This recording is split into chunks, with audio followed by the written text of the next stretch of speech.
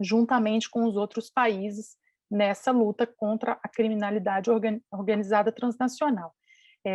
E é importante, já aproveitando o gancho aí de alguma forma para antecipar um pouco do que a Camila trouxe, é interessante ver que os passos que vão sendo dados vão sendo construídos e, a partir da experiência concreta, a gente pode ir aprimorando. Então, dentre as atribuições, o DRCI tem também a atribuição de auxiliar, né, trabalhar junto com o Ministério das Relações Exteriores na construção de acordos, tratados e na participação das discussões das convenções multilaterais.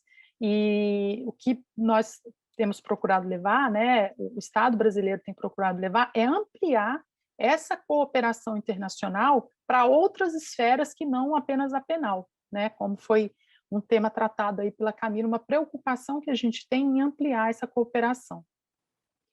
A cooperação direta, então, né, a gente fala de troca de informações, e aqui começa já um debate interessante. A Rochelle falou de informações de inteligência, né, e também de informações espontâneas. Eu acrescentaria aí uma outra questão, que são as informações de caráter administrativo. Então, a gente tem eu acho que é necessário aprofundar esse entendimento do que são informações de inteligência, informações de caráter administrativo, que são trocadas por órgãos administrativos internacionais, de países distintos, e informações espontâneas, que muitas vezes vai ter aí já uma característica, ou próprio conteúdo mais voltado já para as provas, né? E por isso talvez a necessidade de se entender isso como uma cooperação jurídica internacional e isso ser internalizado por meio da autoridade central.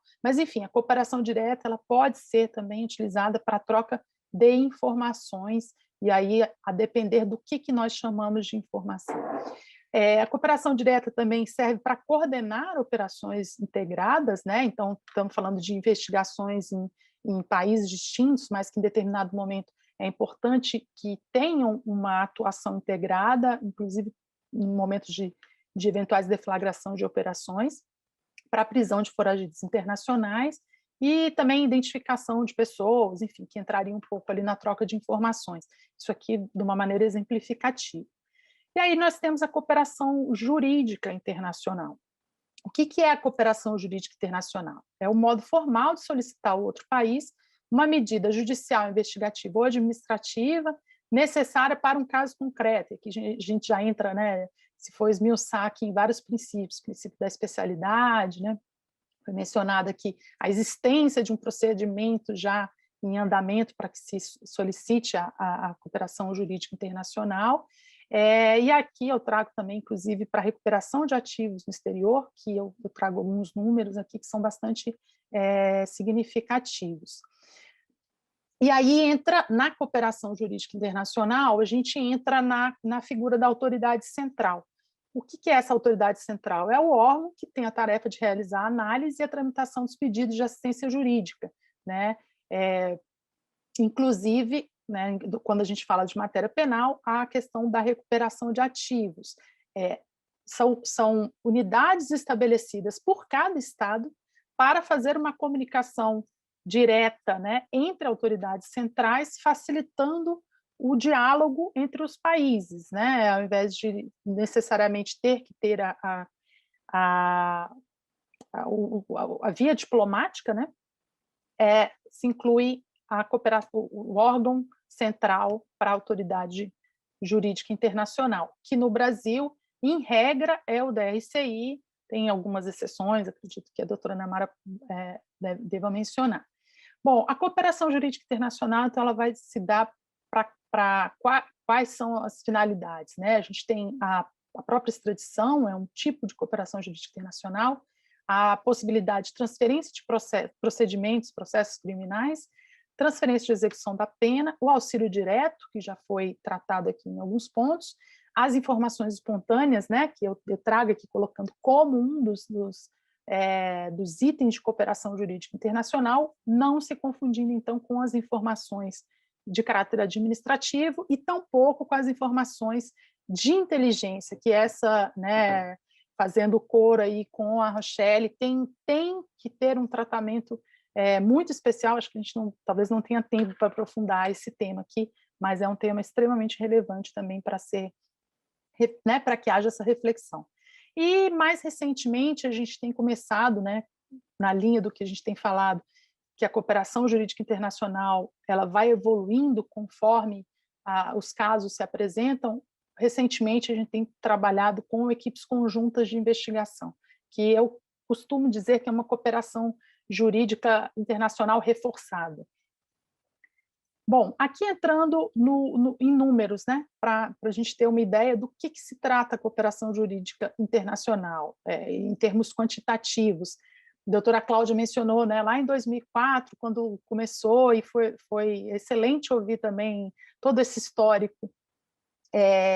A gente vê que começou ali em 2004 com 780 pedidos, e aqui eu estou falando de pedidos na área de penal e recuperação de ativos, e hoje a gente tem ali cerca de 2.000, chegando a mais de 2.000 pedidos em 2017. Houve uma baixa, claro, no ano passado, pela, né, natural, aí, com toda essa questão que o mundo passou, né? Mas a gente tem aqui, então, no penal e na recuperação de ativos, cerca de 2.000 anos, hoje pode-se dizer, e no total, né, incluindo o civil, a gente tem cerca de 7.000 pedidos por ano analisados pelo DRCI.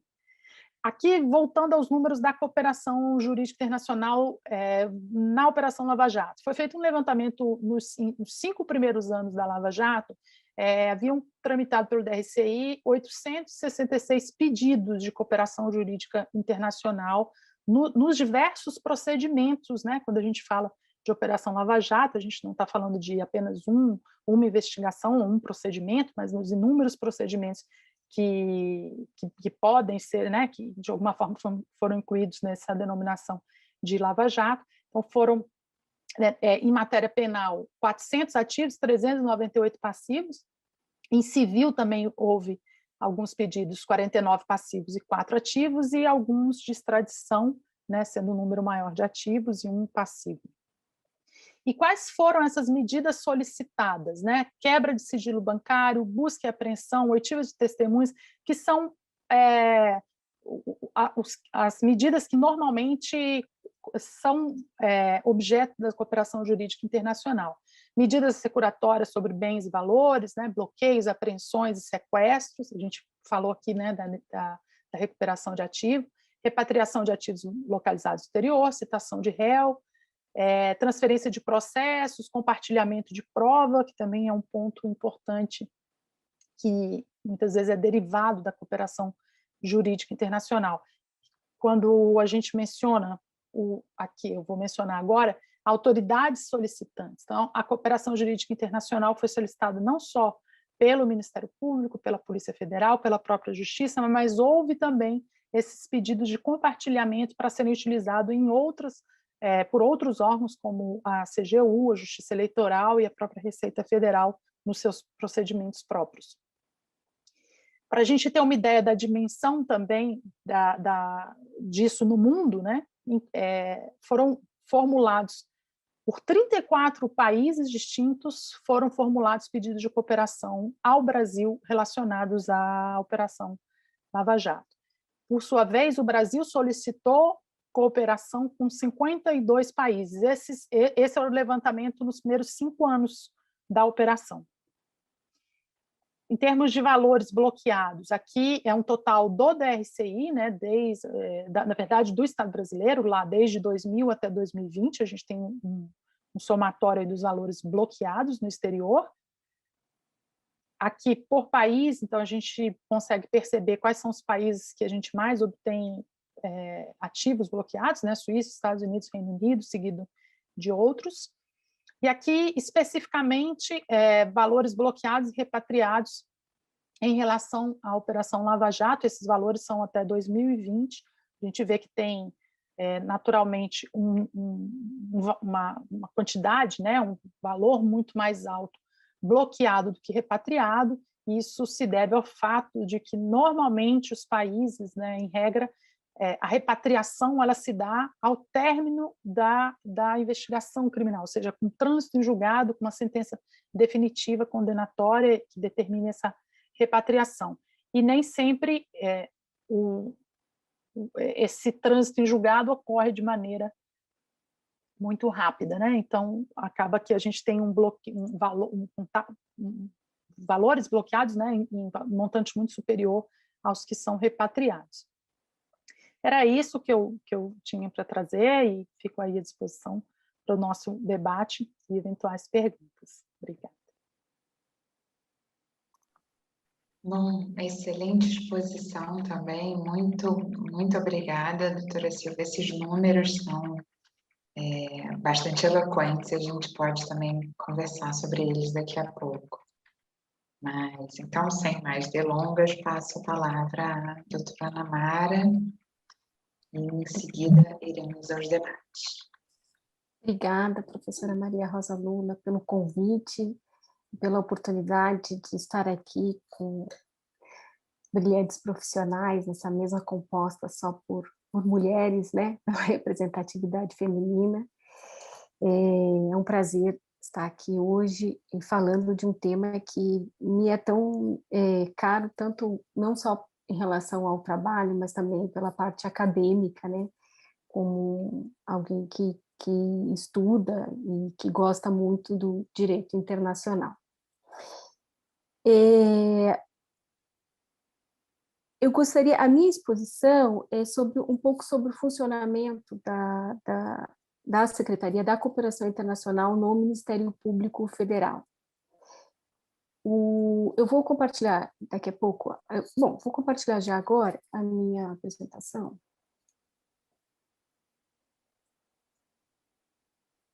Vocês conseguem ver, acho que em tela cheia, né? Bom, a Secretaria de Cooperação, a Cooperação Jurídica Internacional no âmbito da Procuradoria-Geral da República, e a Secretaria ela é instalada dentro da Procuradoria-Geral da República, é uma secretaria, né, da PGR, ela funciona desde o começo dos anos 2000. Ou seja, o Ministério Público Federal vem praticando a cooperação jurídica internacional de uma maneira mais efetiva desde os anos 2000.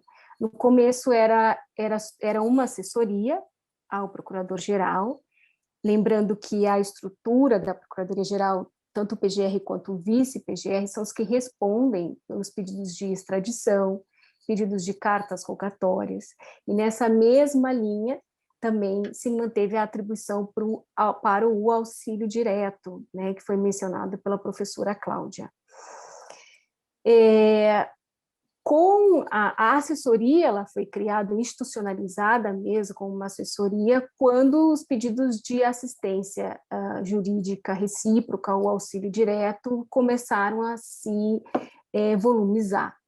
Então, sentiu a necessidade de se criar uma assessoria específica e, inclusive, uma portaria, que é essa portaria conjunta MJ-PGR-AGU número 1, né, de 2006, que prevê, de uma forma muito simples, a tramitação entre os procedimentos advindos da RCI, enquanto autoridade central, e que vão para o Ministério Público Federal, para serem executados, né? Então, vamos dizer assim, os pedidos passivos, né, são encaminhados, chegam, né, ao DRCI, quando autoridade central, e vão para a execução do Ministério Público Federal, na parte que comporta como oitivas, localização de testemunhas e oitivas de testemunhas, colaboradores, investigados, busca e apreensão, medidas que necessitam de uma ordem judicial, né? Todas as medidas mencionadas pela professora Silvia. Bom, evidentemente, a Procuradoria-Geral também é a autoridade central, né? Todo mundo lembra do tratado com o Canadá, mas ela também é autoridade central para todos os países da língua portuguesa, dividindo essa função com o DRCI, né? Então, o que vem é do interesse do Ministério Público, tanto o pedido passivo quanto ativo, é cumprido através da autoridade central da Procuradoria-Geral da República. Bom, o que a Lava Jato, então, trouxe de, vamos dizer assim,